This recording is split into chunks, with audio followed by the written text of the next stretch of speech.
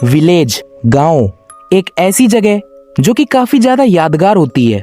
जब हम लोग छोटे थे तो अक्सर हम लोग सारा दिन अपने दोस्तों के साथ खेलकर गुजार दिया करते थे अपने गांव में, और रात में बड़े बुजुर्ग से कहानियां सुनना हमारी एक आदत सी बन जाती है।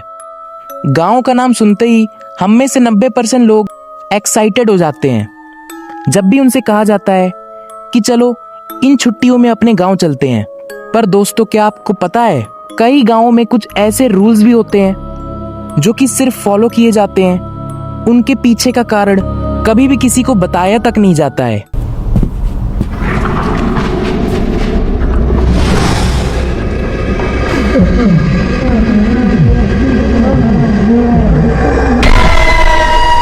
दोस्तों, मेरा नाम अभिषेक है और मैं राजस्थान के एक गांव से बिलोंग करता हूं। मेरा जन्म तो शहर में हुआ था, पर हम फिर भी गांव काफी ज्यादा जाते हैं क्योंकि हमारे बड़े बुजुर्ग का कहना है कि हमें अपनी जड़ों को नहीं भूलना चाहिए। तो जब भी मेरी छुट्टियां पड़ती हैं तो हमारे दिमाग में पहला ख्याल गांव घूमने का आता है। मेरे बड़े बुजुर्ग मुझे अक्सर कुछ कहानियां सुनाया करते थे जिनमें हमेशा एक मोरल छुपा होता था कि ऐसा नहीं करना चाहिए, पर उन्होंने तो कभी मुझे बताया ही नहीं कि ऐसा क्यों नहीं करना चाहिए। हमारे गांव का एक रूल है, कभी भी रात के 7 बजे के बाद किसी का भी नाम जोर से मत बोलना। यह सब मुझे काफी भद्दा लगता है क्योंकि हमारे गांव में सब 6 बजे खाना पीना खाकर सो भी जाते हैं, और अगर कोई जागता भी है तो वह किसी का भी नाम जोर से पुकारने की सोचता भी नहीं है। यह बात कोविड के टाइम की है, जब मैं अपने गांव में फंस गया था। तो वहां पर हम लोग 2 महीना रहे थे, और इन्हीं 2 महीने में मेरे साथ कुछ ऐसा हुआ है जिसके बाद मैं भी उन रूल्स को काफी अच्छे से फॉलो करता हूं और 7 बजे से पहले ही सो जाता हूं। एक शाम मैं और मेरे दोस्त खेल रहे होते हैं, पर हम लोग खेलने में इतना ज्यादा व्यस्त हो जाते हैं कि हम लोग टाइम ही नहीं देखते हैं। हमें पता ही नहीं चल पाता है कि कब रात का 7 बज गया, कब रात का 8 बज गया। और मेरी मम्मी जोर से चिल्लाती हैं, अभिषेक घर आ जाओ, बहुत टाइम हो गया है आज। उसी बीच मेरे सारे दोस्त एकदम से जैसे गायब हो जाते हैं। वह किसी से कुछ बात नहीं करते, सीधे निकल लेते हैं। ऐसा लगता है कि मानो उन रूल्स के बारे में इनको एकदम छोटे से रटवाया गया है और ये लोग उसको बिना किसी सवाल के फॉलो भी कर रहे हैं। खैर, मैं अपने कजिन के साथ घर में आ जाता हूँ और मम्मी गेट लॉक कर देती हैं, जैसा कि हमारे गांव में होता था। हम लोग खाना पीना खा के सो जाते हैं।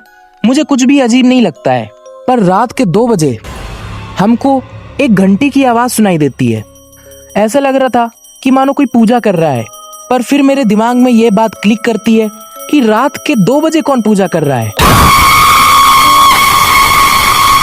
मैंने अपने कजिन को उठाया और उससे बोला, चलो घर के मेन डोर पे चल के देखते हैं कि कौन है।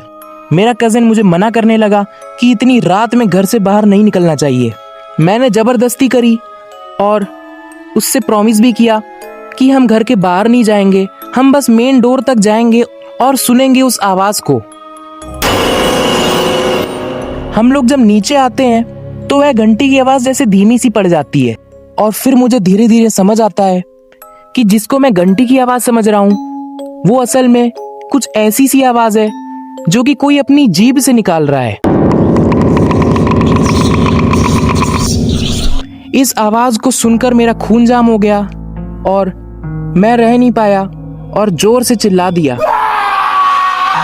और जैसे ही मैं चिल्लाया, बाहर से एक जोर से गूंजती हुई आवाज आई, अभिषेक अभिषेक अभिषेक। यह आवाज इतनी जोर से गूंजी होती है कि मेरे पूरे घर के लोग उठ जाते हैं और मेरे पास आके बोलते हैं कि कहीं तू बाहर तो नहीं निकला था घर से।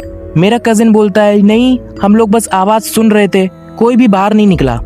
फिर मुझे बताया जाता है एक ऐसा सच जिसको जानने के बाद मैं भी इन सब पैरानॉर्मल एक्टिविटीज पर विश्वास करने लगा हूँ। मेरे बाबा ने मुझे बताया कि बेटा, यह एक औरत है जिसकी हमारे गांव में कई साल पहले मौत हो गई थी।